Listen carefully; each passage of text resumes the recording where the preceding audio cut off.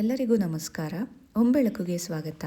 ಇವತ್ತು ನಾನು ರಾಗಿ ರೊಟ್ಟಿ ಅಂದರೆ ಮಸಾಲೆ ರಾಗಿ ರೊಟ್ಟಿನ ಹೇಗೆ ಮಾಡೋದು ಅಂತ ಹೇಳ್ತಾ ಇದ್ದೀನಿ. ಸೊ ಇದರ ಜೊತೆಗೆ ಉಚ್ಚೆಲ್ ಚಟ್ನಿ ಇದ್ದರೆ ತುಂಬ ಟೇಸ್ಟಿಯಾಗಿರುತ್ತೆ. ಸೊ ಮೊದಲು ಏನೇನು ಬೇಕು ಅಂತ ರೆಡಿ ಮಾಡ್ಕೊಳ್ಳೋಣ.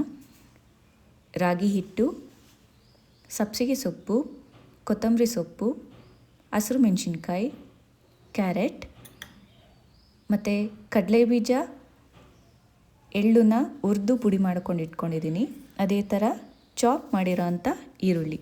ಮೊದಲು ಒಂದು ಬಾಣಲಿಗೆ ನೀರು, ಸ್ವಲ್ಪ ಉಪ್ಪು ಹಾಕ್ಕೊಂಡು ಸರಿನ ಮಾಡ್ಕೊಳ್ಬೇಕಾಗತ್ತೆ. ಇವಾಗ ರಾಗಿ ಹಿಟ್ಟನ್ನ ಹಾಕ್ಕೊಳ್ಳಿ. ಯಾವುದೇ ಥರ ಗಂಟಾಗಬಾರ್ದು, ಒಂದೇ ಸಮನೆ ಕೈ ಆಡ್ತಾ ಇರಬೇಕು. ಸೊ ನೋಡಿ, ಬೇಯ್ತಾ ಇದೆ ಇವಾಗ. ಸೊ ಈ ಒಂದು ರಾಗಿ ಸರಿನ ಚೆನ್ನಾಗಿ ಕೈ ಆಡಿ ಬೇಯಿಸ್ಕೊಳ್ಳಿ. ನೋಡಿ, ಈ ಒಂದು ಅದಕ್ಕೆ ಬೆಂದಿರಬೇಕು. ನೋಡಿ ಈ ಥರ. ಅದಾದಮೇಲೆ ಇದನ್ನು ಹಾರಕ್ಕೆ ಬಿಡಬೇಕಾಗತ್ತೆ. ಆರಿದ ನಂತರ ಈ ಒಂದು ಸರಿಗೆ ರಾಗಿ ಹಿಟ್ಟು ಹಾಕ್ಕೊಂಡು ಮಿಕ್ಸ್ ಮಾಡ್ಕೊಳ್ಳಿ.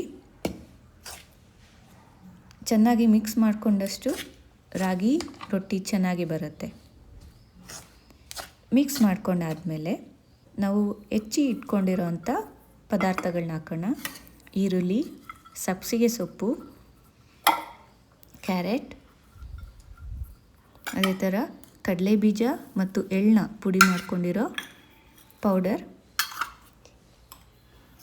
ಹಸಿರು ಮೆಣಸಿನ್ಕಾಯಿ, ಕೊತ್ತಂಬರಿ ಸೊಪ್ಪು ಮತ್ತು ಜೀರಿಗೆ ಪೌಡರ್ನ ಉದುರಿಸ್ತಾ ಇದ್ದೀನಿ.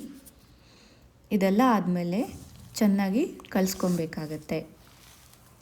ನೀವು ಎಷ್ಟು ಚೆನ್ನಾಗಿ ನಾದಿ ಕಲಿಸ್ತೀರೋ ಅಷ್ಟು ಚೆನ್ನಾಗಿ ಈ ಒಂದು ರೊಟ್ಟಿ ಬರುತ್ತೆ. ಸೊ ನೋಡಿ, ಈ ಥರ ನಾದಿ ಉಂಡೆ ಕಟ್ಟಿ ಇಟ್ಕೊಳ್ಳಿ. ಆಮೇಲೆ ಒಂದು ಬಟರ್ ಪೇಪರ್ ಮೇಲೆ ಸ್ವಲ್ಪ ಎಣ್ಣೆ ಸವರಿ ಇದರ ಮೇಲೆ ನಿಮಗೆ ಎಷ್ಟು ತೆಳ್ಳಗೆ ಬೇಕೋ ಅಷ್ಟು ತಟ್ಕೊಳ್ಳಿ. ನಾವು ಸರಿ ಮಾಡಿಕೊಂಡು ಹಿಟ್ಟನ್ನ ಹಾಕ್ಕೊಂಡಿರೋದ್ರಿಂದ ಇದು ತುಂಬ ಚೆನ್ನಾಗಿ ಬರುತ್ತೆ. ಸೊ ತಟ್ಕೊಂಡಾದಮೇಲೆ ಹೆಂಚಿನ ಮೇಲೆ ಬೇಯಿಸ್ಕೊಳ್ಳಿ. ಸೊ ಜಾಸ್ತಿ ರೋಸ್ಟ್ ಮಾಡಿದ್ರೆ ಗರಿ ಗರಿಯಾಗಿ ಬರುತ್ತೆ. ಸೊ ನಿಮಗೆ ತೀರಾ ಗರಿ ಗರಿ ಬೇಡ ಅಂದರೆ ರೋಸ್ಟ್ ಮಾಡೋಕ್ಕೆ ಹೋಗಬೇಡಿ.